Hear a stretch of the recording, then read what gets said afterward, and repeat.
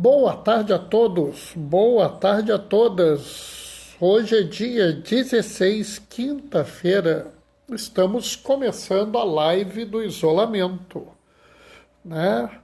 Como todo dia, a gente guarda o primeiro instante aí para ver as pessoas chegarem. O Coutinho já chegou, né? Tudo bem, Coutinho? Eu vou bem. Boa tarde. Dei uma ligadinha aqui. Paz e bem. Paz e bem vai virar uma grande comemoração nossa, né? Pelo jeito vai ser o cumprimento da live do isolamento, né? Marcelo Reis, Milede também chegaram. Ô, Marcelo, Celinha, Milede, paz e bem para vocês também. Né? O Coutinho já chegou dando paz e bem, né? Virou o nosso mote, mas eu acho que é um mote maravilhoso, sabe, o Coutinho? A gente pensar que o que a gente deseja aos outros é isso, é paz e bem, né? Ainda mais se você entende paz como que a gente está falando, né? Que paz é muito mais do que apenas a ausência de guerra, né? Então, assim, desejar paz e bem para as pessoas é uma coisa maravilhosa, né? Aliás, é muito do que a gente precisa atualmente, paz e bem, né? Só que às vezes as pessoas não conseguem capturar essa dimensão, né? Hoje o assunto vai ter uma visão assim, talvez um pouco diferente também daquela habitualmente colocada pelas pessoas, até porque existe aqui algumas coisas que a gente precisa falar, que as pessoas às vezes não se tocam, né? Djalma, Doraci, sejam bem-vindos, né? Sabe, tem uma situação muito interessante nessa realidade. Rita, paz e bem. Fátima, paz e bem. A gente não se toca às vezes, né? Como tem coisas diferentes de uma cultura para outra, né? E como isso afeta as coisas, né? Como isso pode mexer na vida da gente, né? Porque a gente não tem ideia, né? E como isso interfere até na forma como as pessoas entendem, né?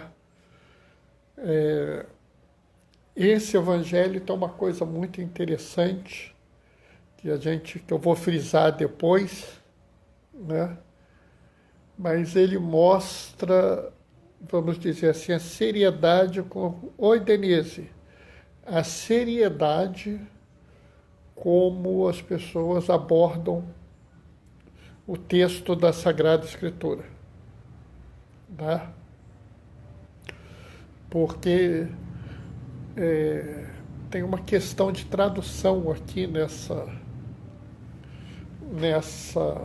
leitura, né? E assim, eles deixaram a tradução do jeito que ela é consagrada, mesmo sendo uma tradução que é errada. É interessante isso, né? Vamos dizer assim, era melhor que as pessoas, à medida que fossem, tivessem corrigido, né? Porque eu não sei se vocês sabem como é que se fazia livro antes da prensa de tipos móveis, né? Antes da prensa até, os livros eram feitos por monges copistas, né? Então, o que acontecia? Determinada abadia ou um determinado mosteiro tinha o livro. E assim as pessoas encomendavam, olha, eu quero uma cópia desse livro, né? Aí normalmente eles acumulavam assim 3, 4 cópias, 3, 4 encomendas de cópias, e fazia assim. Vinha um monge que era o monge leitor, ele ficava lá lendo. Evangelho de João, capítulo 1. Aliás, na época não tinha capítulo. Evangelho de João. Aí ele começava, no princípio era o verbo, e o verbo estava com Deus, e o verbo era Deus. Aí as pessoas, os 3 ou 4 outros monges copistas, copiavam o ditado. Era assim que se fazia um livro. Né? Vocês imaginam como é que o livro era para se encomendava um livro, né? Aí você tinha que esperar os outros encomendarem com você, entendeu? Se você só tivesse uma cópia, o pessoal não fazia, né? E aí ele era ditado. Você imagina quanto tempo demorava para um livro ficar pronto, né? Até tem uma história gozada. Vocês se lembram que eu falei que São Francisco ele baseou a vida dele, a ordem dele, tudo dele, no Evangelho de Mateus, porque era o evangelho que ele tinha? Né? Porque a família tinha o evangelho, alguma família, não era dele, não. Uma família deu para ele, como um bem, um evangelho de Mateus. Então, ele vivia com aquele evangelho de Mateus para lá e para cá. Né? Um belo dia, tinha uma cidade passando fome, uma situação catastrófica. O que ele fez? Procurou um nobre, vendeu o evangelho de Mateus. Oi, Maria Lúcia, vendeu o evangelho de Mateus, pegou aquele dinheiro e deu para a cidade comer. Daí a cidade comprou um monte de comida e ficou um tempo, acho que foram 2 semanas ou 3, um tempo razoável. Né? Paz e bem, Maria Lúcia. É um tempo razoável de vida daquela cidade por conta desse evangelho que ele havia vendido. André, paz e bem, André. Né? Daqui a pouquinho a gente está começando a nossa leitura de hoje. Né? Vamos lá. Hoje o bicho pega, hein? Hoje tem coisa aqui que é interessante. Né? Vocês sabem que hoje, logo que eu comecei a live, o Coutinho entrou e já deu logo assim, Bernardo, paz e bem. Então hoje eu acho que a gente vai começar a se cumprimentar com paz e bem aqui na live. Né? A Rita começou com isso e estamos nós todos seguindo. Né? Pelo jeito vai virar o cumprimento da nossa live, né? Pelo menos enquanto durar a live. Bom, pessoal, vamos nós? Vamos lá. O Senhor esteja convosco. Ele está no meio de nós. Proclamação do Evangelho de Jesus Cristo segundo São Mateus. Naquele tempo, enquanto Jesus estava falando às multidões, sua mãe e seus irmãos ficaram do lado de fora, procurando falar com ele. Alguém disse a Jesus: Olha, tua mãe e teus irmãos estão aí fora, querem falar contigo. Jesus perguntou àquele que tinha falado: Quem é minha mãe? E quem são meus irmãos? E estendendo a mão para os discípulos, Jesus disse: Eis minha mãe e meus irmãos, pois todo aquele que faz a vontade do Pai que estás no céu, do meu Pai que está no céu, esse é meu irmão, minha irmã e minha mãe. Palavra da salvação. Bom, esse texto é meio estranho, né? E existe aqui uma coisa interessante que a gente, primeiro, para entender essa coisa, a gente tem que entender um pouco como era a ideia de uma família na época de Jesus. A família na época de Jesus, ela era uma família, assim vamos dizer, um pouco diferente da família que nós temos hoje em dia, né? E isso refletia também no próprio na própria palavra como a gente se tratava, né? Então vamos entender. Existia a pessoa, e essa pessoa tinha um marido, tinha uma esposa, né? Então isso existia. As pessoas tinham filhos e filhas, tinham pais e mães, e tinham parentes. Não havia muito bem essa distinção que nós fazemos. Por exemplo, não existia a figura de um tio ou uma tia, né? Essa figura não existia, né? O tio, quando era tratado, né? Ou ele era tratado como parente, né? Fulano é parente de cicrano. Ou quando uma pessoa se dirigia ao tio dele, ou ao tio dela, a pessoa dizia assim, meu pai. Do mesmo jeito, era para tia, né? A pessoa dizia minha mãe. Aí o primo, meu irmão. Aí e o sobrinho, meu sobrinho era meu filho, minha sobrinha era minha filha. Porque naquela sociedade as famílias elas não eram segmentadas como é a família ocidental hoje, né?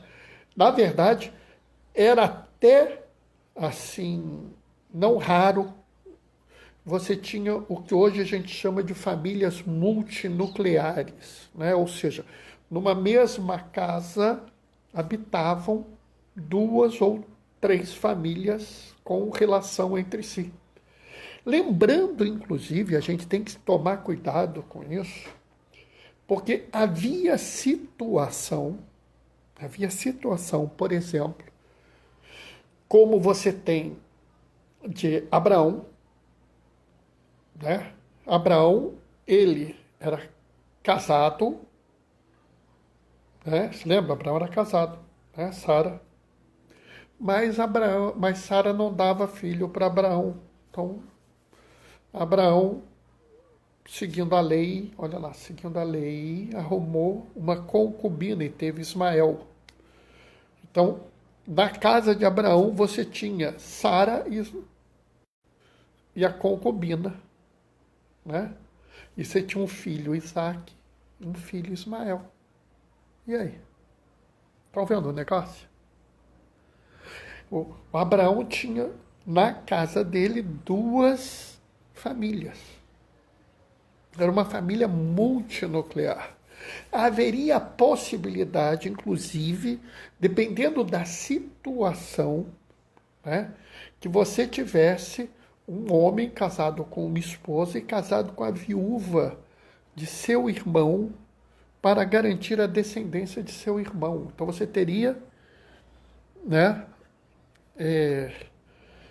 você teria 2 situações ali. E detalhe, era capaz de, por exemplo, esses filhos terem filhos e ficarem na casa do patriarca. E aí você teria primos ali no meio, né? Mas eles são primos com mães, com tias, né, diferentes. É uma coisa confusa, né? Então, a gente tem que entender que isso é uma coisa que existe. Até hoje, por exemplo, se você vai na África, nas comunidades mais primitivas da África, aquelas que não foram muito enculturadas com a visão ocidental, não existe tia, é mãe, né?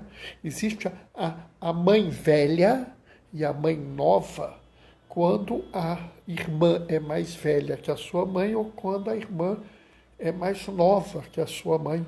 Inclusive, nas comunidades do Oriente Médio, nas comunidades da África e até nas nossas comunidades indígenas não existe órfão.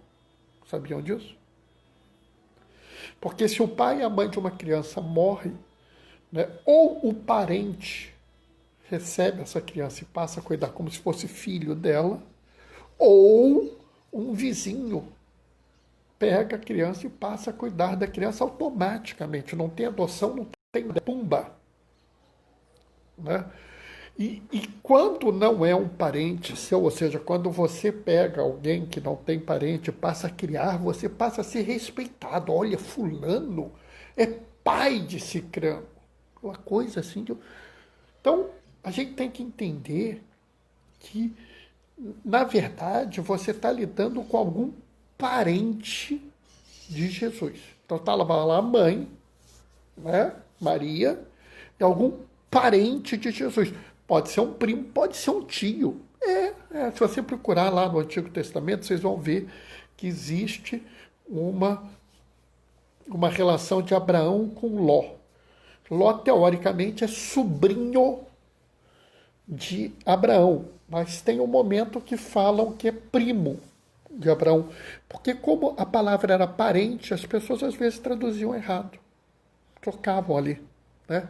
E aqui é interessante porque a Igreja Católica já podia ter trocado essa palavra irmão e posto primo aqui, para não ter ninguém perturbando a visão da Igreja Católica, né?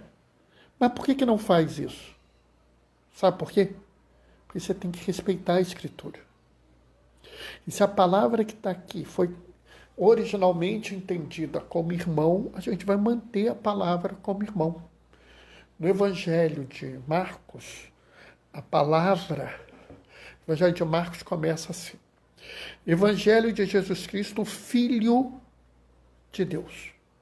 A palavra que está lá é uma palavra que designa filho adotivo. Filho adotivo. Como se Jesus fosse um homem comum e que Deus o teria adotado. Isso, inclusive, deu origem a uma heresia chamada adocionismo. Deu um trabalho esse negócio, deu uma confusão. Teve um concílio para resolver esse problema. Por que a igreja não troca essa palavra? Sabe por quê? Porque não tem sentido. Se a palavra está lá, deixa a palavra lá. A gente tem que manter a Sagrada Escritura da forma mais próxima do original possível, mesmo que seja incômodo para nós. Isso é um compromisso com que esses homens escreveram. Essas pessoas tiveram um trabalho danado para escrever, né? Então vamos manter o texto no original. Mas a gente tem que entender que aqui há uma coisa muito maior do que o que a gente está acostumado a ver, né? Primeira coisa, quem é a família de Jesus? Quem é? Vocês estão vendo? Está aqui. Todo aquele que faz a vontade do meu Pai que está nos céus. Então, Jesus não estabelece na vida dele uma relação de parentesco. Ele não vira e diz assim, não, Maria é minha mãe e por isso eu vou esquecer todo mundo que está aqui, dane-se todo mundo, eu vou ver mamãe. Meus primos estão aí, dane-se todo mundo, eu vou ver meus primos. Oi, Cadu, seja bem-vindo. Né? Paz e bem, Cadu. E aí, né? Ele não faz isso, ele tem uma relação com a família, que a família dele é qual? Família é aquele que faz a vontade do Pai que está no céu. Observa que Jesus não faz nenhuma caracterização por família, né? Oi, Rodrigo, seja bem-vindo, paz e bem. Ele não faz nenhuma colocação por nenhum tipo de família.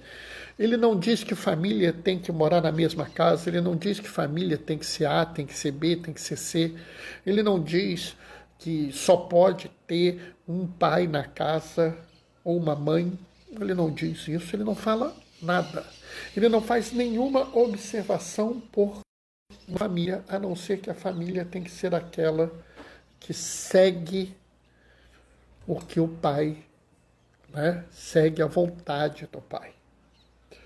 Né? Isso é muito interessante, né? Por quê? Porque nós vivemos num mundo onde as pessoas querem ditar regras e querem ditar todo tipo de regra, né? Eu conheço pessoas hoje que têm dramas pessoais, e não é uma ou duas, que têm dramas pessoais porque as famílias delas não são exemplos, né?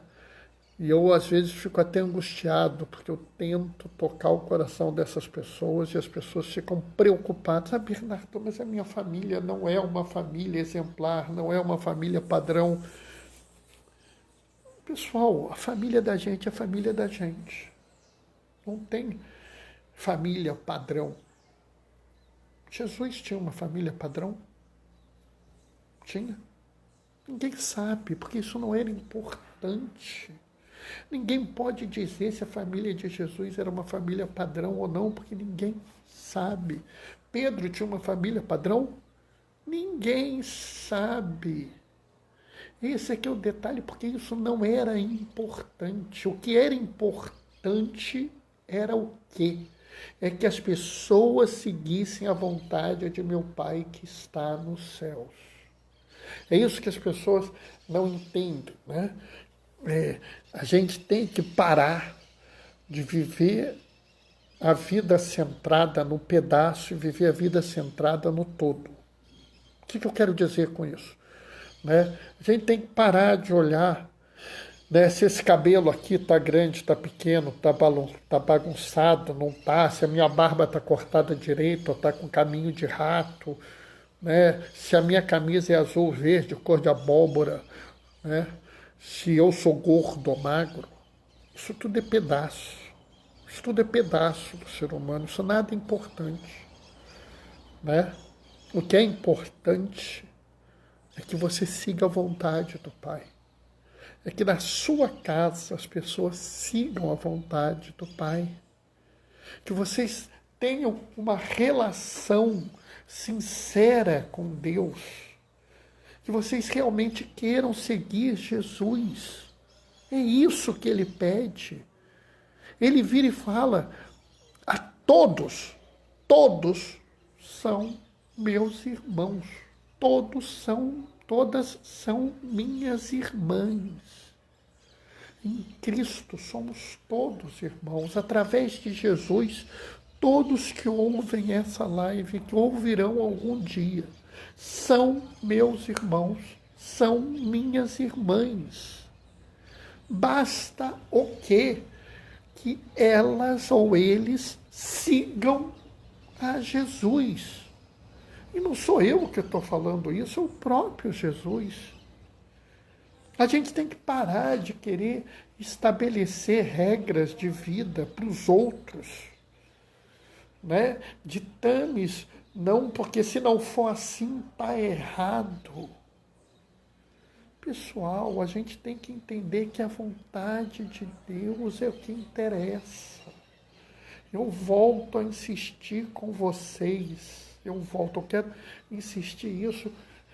Se nada mais as pessoas entenderem das várias lives, das dezenas de lives que a gente está fazendo, é o seguinte: se não puder guardar mais nada, guardem uma coisa. Amem. Na dúvida, amem. Se não puder guardar mais nada, guardem isso. Ah, Bernardo, a minha família não é ideal porque eu tenho uma madrasta. Né? Você tem uma madrasta? Na verdade, meu pai se separou e eu tenho agora a minha mãe e tem a mulher do meu pai. Não, não fala assim. Não trata as pessoas assim. Não façam isso. Não criem agora. Oi, Marta. Não criem agora uma série de divisões na família de vocês. Não criem uma situação onde você tem... eu tenho meu meio-irmão. É seu irmão. Eu tenho uma meia-irmã. Não, é sua irmã. Entendeu? É muito mais importante, né? Do que... Paz e bem, Marta. Muito mais importante de quem são os genitores, daquela pessoa que habita a casa contigo é que vocês sigam a vontade do Pai que está nos céus, que vocês sejam fiéis seguidores de Jesus, né? A gente tem que parar de achar, né, que a gente vai ter que conviver no mundo com famílias perfeitas. Não existe isso. Não existe isso, como não existia na época de Jesus. É por isso que Jesus aqui vira e fala assim: quem é minha mãe? Quem são meus irmãos? Vocês notam isso? É interessante, né? Que não fala em pai, só fala em mãe e irmãos. E aí ele depois fala, né? Todo aquele que segue é meu irmão, minha irmã e minha mãe. Estão vendo? É interessante porque, lembre-se o seguinte, o judeu da época não respeitava a mulher. Então seria bastante razoável ele ter falado meu irmão e minha mãe, porque a mãe estava lá. Mas por que ele fala minha irmã? Porque ele mostra claramente que o que vale é a dignidade do ser humano. Ele mostra claramente que ele faz uma colocação onde ele mostra que existe o irmão, existe a irmã e existe a mãe dele. E que você pode ser o irmão, a irmã ou a mãe dele. Basta para quê? O que é necessário para isso? É necessário que você siga a vontade do Pai que está nos céus. Ou seja, que você claramente acompanhe Jesus. Que você siga o que ele ensinou, independente de qualquer coisa. Acima de tudo, vamos guardar isso. Jesus nunca nos disse qual é o modelo de família que a gente deve ter. Ele nunca se preocupou em falar como a gente deve se comportar no meio de uma família, porque isso para ele não era importante. O que era importante é que nós seguíssemos o que ele nos ensinava. Lembra que ontem ele falou? Ninguém conhece o Pai senão o Filho ou aquele que o Filho o quis revelar. Então hoje ele está dizendo claramente, né, eu não estou preocupado com família, eu não estou preocupado com como é a sua família, eu estou preocupado que você e aqueles que coabitam a sua casa sigam ao que eu vos revelei. Isso é o que nos torna a grande família. Isso é que nos torna um conjunto de pessoas. E isso é o que é importante, né? Não vos perturbem sobre essas coisas de como é a minha família, como é isso, como é aquilo. Vivam bem na família de vocês, né? Oi, Fátima, vivam muito firme na família de vocês, aceitem a família de vocês e, acima de tudo, que a família de vocês tenha a mesma característica, né, dessa família que Jesus fala aqui, né?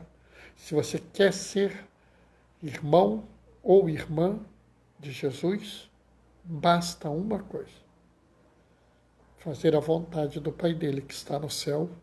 E a forma mais simples disso é ensinar, é fazer o que ele nos ensinou a fazer. Amém?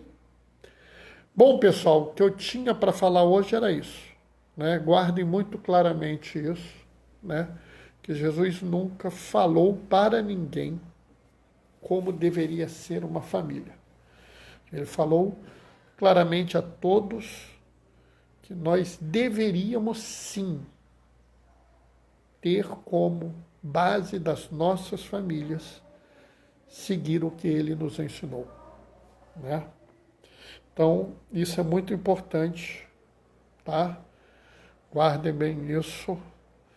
E eu não sei se vocês têm alguma coisa a comentar. A Fátima já chegou, já disse amém. Rodrigo, a outra Fátima. André também está dizendo amém. Eu estou com uma coceira no nariz, pessoal. Vocês não têm ideia. Esse tempo para mim é terrível. Ainda bem que eu estou isolado em casa. porque senão era capaz de eu estar achando que eu já estava com Covid, porque eu estou com o nariz podre. Né? Mas é assim mesmo, fiquem tranquilos. Não estou com Covid, não, é só a minha habitual alergia. Maria Lúcia. Amém, muito bom. Que bom que você gostou, Maria Lúcia. Vou para o YouTube, perdi. Assim, mais tarde eu coloco no YouTube mesmo. Né? A ideia, sabe, Fátima, do YouTube é justamente para isso, para alguém que não pôde ver, né? Ou até alguém que fica sabendo mais tarde da live, né? Ela pode recuperar. A gente, se você pensar, todos esses dias que a gente está fazendo live, só não tem 8 lives. Né? 5 que eu não consegui subir, uma que a internet não funcionava de jeito, não, 2 que a internet não funcionava de jeito nenhum, então não conseguimos, né? E uma que foi o último sábado que eu fiquei tomado fazendo uma obra de caridade, seguindo a Jesus, né? Então você vê quantas lives estão lá guardadas, né? Eu até tenho uma hora dessa parar, gastar um tempo, organizar as coisas, pôr um pequeno resumo em cada live, mas é tanta coisa ali para fazer, é tanto trabalho. O importante é que a gente está aqui dividindo esse espaço, né? Como eu já disse hoje, né? Se as lives não servirem para mais nada, guardem vocês. Amem. Na dúvida, amem. Né? Se a leitura de hoje, se a live de hoje não servir para mais nada, guardem isso. Né? Que Jesus nunca falou como deveria ser uma família, né? Como ela deveria ser composta, organizada. Ele apenas falou que a família dele é todos aqueles que seguirem o exemplo deles. Né? Suas lives me ensinam muito. Ah, que bom, que bom. A gente faz com esse intuito mesmo, de ajudar as pessoas a seguirem juntas. Né? Bom, pessoal, vou me despedir, né? Fazer um agradecimento todo especial àqueles membros da Pastoral da Família. Temos alguns membros da Pastoral da Família nessa live, né? Principalmente porque algumas famílias sofrem muito e a Pastoral da Família ajuda muito essas pessoas. Né? Suas lives são ótimas. Obrigado, André. O Senhor esteja convosco, Ele está no meio de nós. Por intercessão de Nossa Senhora do Carmo, desça sobre vós e permaneça para sempre a bênção do Deus Todo-Poderoso. Ele que é Pai, Filho e Espírito Santo. Amém. Que a alegria do Senhor seja a vossa força.